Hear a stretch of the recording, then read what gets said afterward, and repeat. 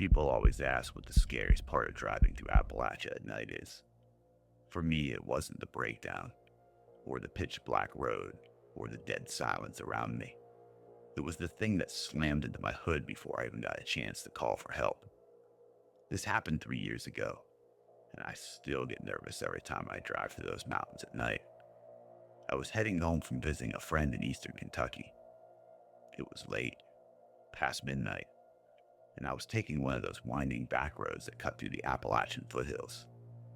There was no towns and no lights, just woods on both sides that stretches on. It makes you feel like you're driving through a tunnel made of trees. About halfway through the drive, my car started sputtering.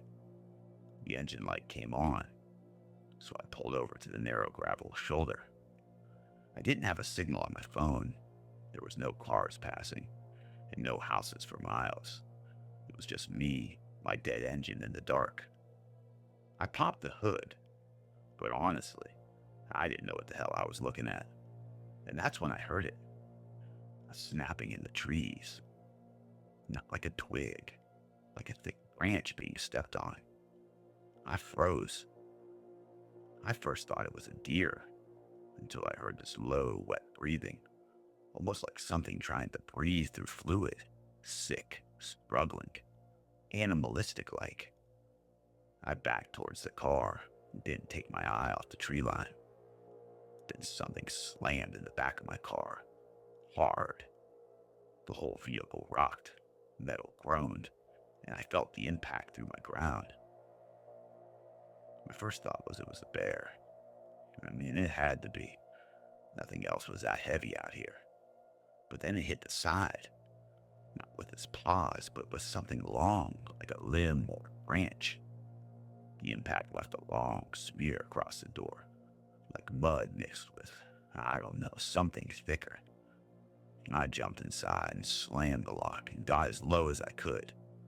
The windows were fogging from my breath, but I could still see enough to catch a shadow moving around the car. It was moving fast and low, and it wasn't walking like any animal I've ever seen. It circled the car twice, breathing that wet, raspy breath. Every hair on my body stood straight up. Then something scraped across my rear bumper. Long, slow, and metallic scraping, like claws being dragged. I kept repeating to myself, it's just a sick animal. It's just a sick animal. Because the alternative just didn't make any logical sense. Then the car dipped. Like whatever it was put its weight on the trunk, enough to make the whole back end sink towards the ground.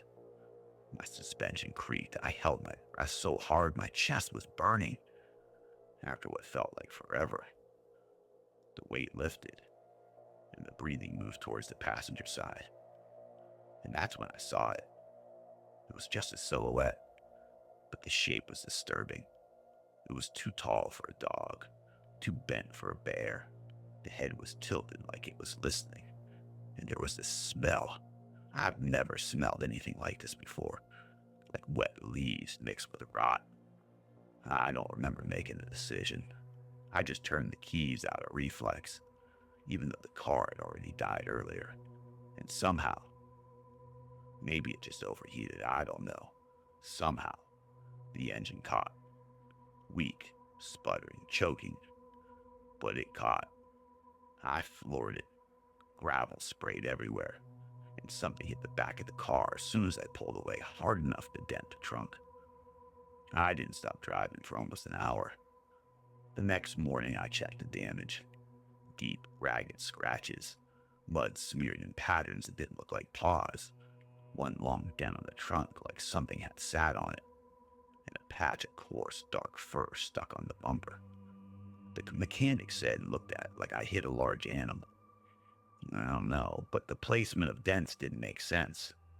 The fur didn't match anything he recognized, and the scratches on the passenger side window went upward, not downward, like something had reached up instead of down.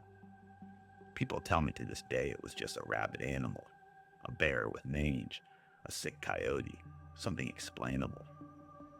But I've been in Appalachian woods my whole life. I've never seen or heard anything that moved like that. and I hope I never do again.